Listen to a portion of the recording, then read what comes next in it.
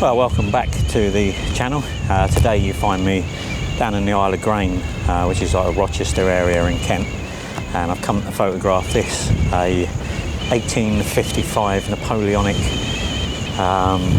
defence fort that was built by the English as they feared the French may attack up through the River Thames. So this was built as part of the defence system and housed a couple of quite large artillery, just to be able to deter any French that may happen into our waters. But apparently it took so long to construct that after its construction, ammunitions and stuff like that was so far advanced that this was almost obsolete by the time it was completed. But you could only access it at low tide, so I've had to time my visit this morning at low tide. There is this crumbling causeway here, which goes right out to the fort, and they call it a battery tower. And I'm hoping for some long exposures, some moody skies, and I was hoping to get the drone up, but it's really windy down here at the moment. I'm not sure whether that's going to be possible, but we'll have a go maybe if it dies down a bit.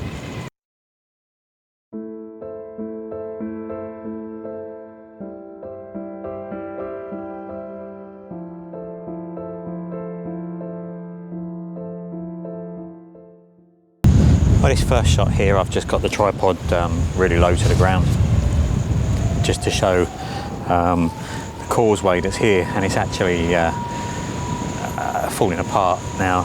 It's probably been here hundreds of years, and the sea has obviously corroded it away, but it makes for quite a nice foreground leading up to the battery tower there in the distance.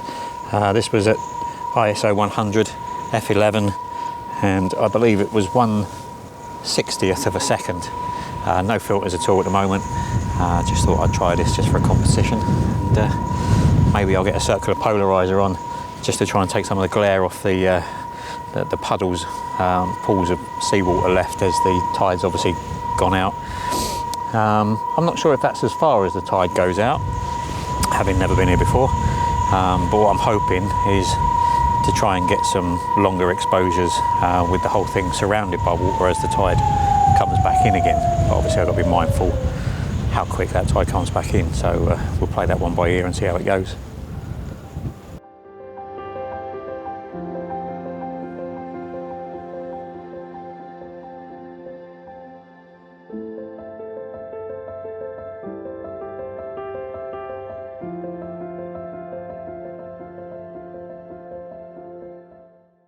Well, I've walked the length of the causeway now, negotiating the broken bits, and I'm trying to find a different composition.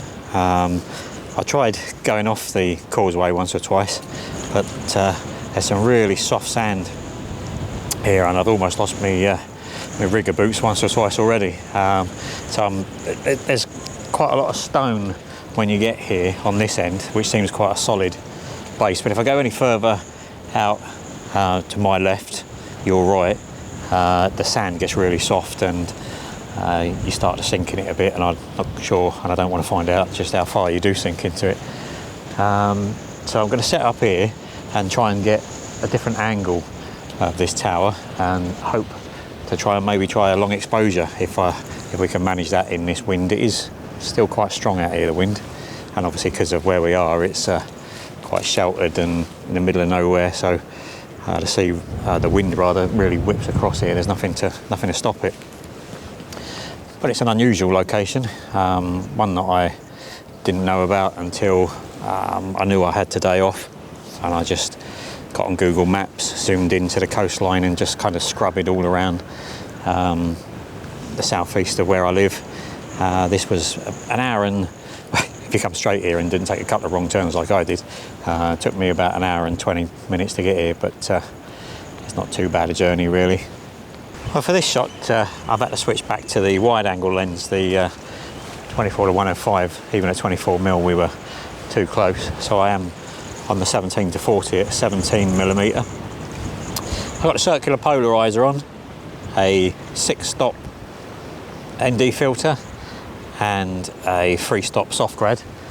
and that gave me an exposure time of ISO 100 at f11 and for 4 seconds. Now it is quite windy out here, and I did come around the side of the tripod and try and shield it from the wind. Hopefully it's sharp enough, but on the back of the camera it's looking okay, but you never can tell till you get back home again. Now I am mindful this tide does seem to be coming in from the side, and what I don't want to do is get that tide wrapping round and cutting me off, so I am keeping an eye on it, but it's come in a lot quicker than I thought. I got here at what I thought was low tide, but it's obviously on the way back in again. And you can see it's got to go quite a way back to the shore.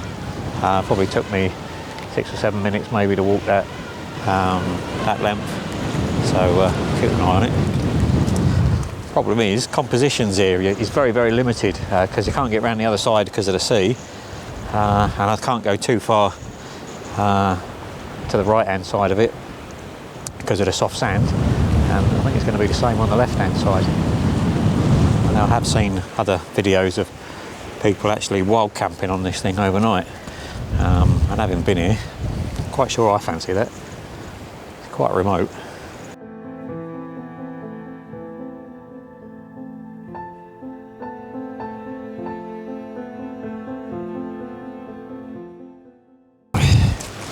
Right, well, I've decided to try my luck and maybe do this a little bit old school and go handheld, because it's quite a tricky location. You put anything down, it gets caked in mud. So I'm going to try come around a bit further to the right, mindful of this sea coming in. This looks like composition from round here.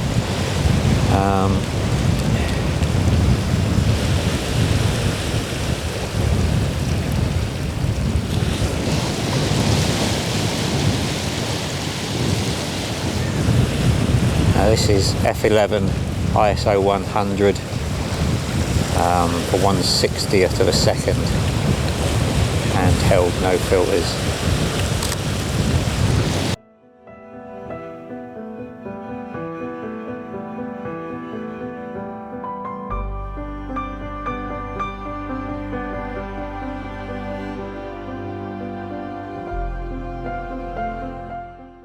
Well, that's been really, really tricky out here at the Isle of Grain. I wasn't prepared for just how difficult it is, which is obviously why you don't see many vlogs or photographs even from this area. This tide really is coming in quite quick now, and on the other side here it's obviously coming in and it's creating these little gullies. Now it is starting to fill up towards that causeway, so I'm not going to risk it. I am going to head back nearer shore. I was hoping to get a lot more time out here than I've had, but hopefully I managed to capture at least 1 or 2 images. Bear in mind for next time I've got to be here as the tide is receding, not at its lowest point, because pretty much it's been on its way in ever since I got here really.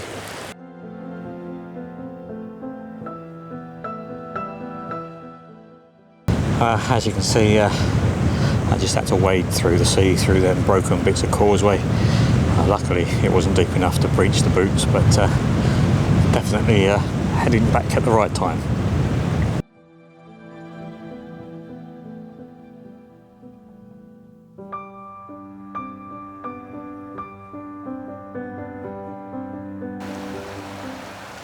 As you can see, the tide is now right in.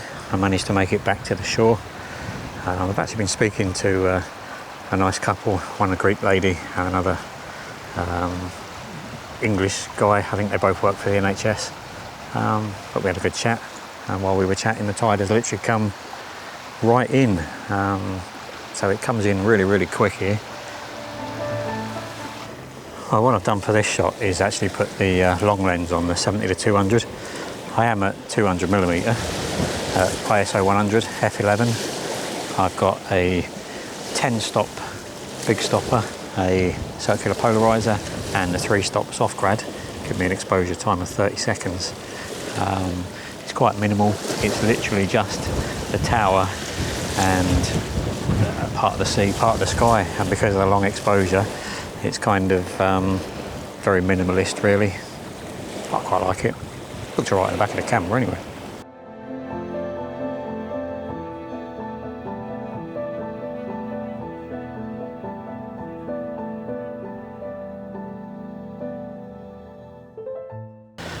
Well, as you can see, the weather really has changed now. It's beautiful out here. Blue skies, 1 or 2 clouds, which is really what I was hoping for during low tide, when I could have been down there taking some long exposures, trying to get some movement in the clouds, but unfortunately the tide is now right in, and the tower itself is too far away to get anything decent. I've got a few images. If I haven't already, I'll put them up on the screen after this. But again, thanks very much for watching. Give us a thumbs up, give us a like, and consider subscribing. But until next time, thanks very much, and I'll see you soon.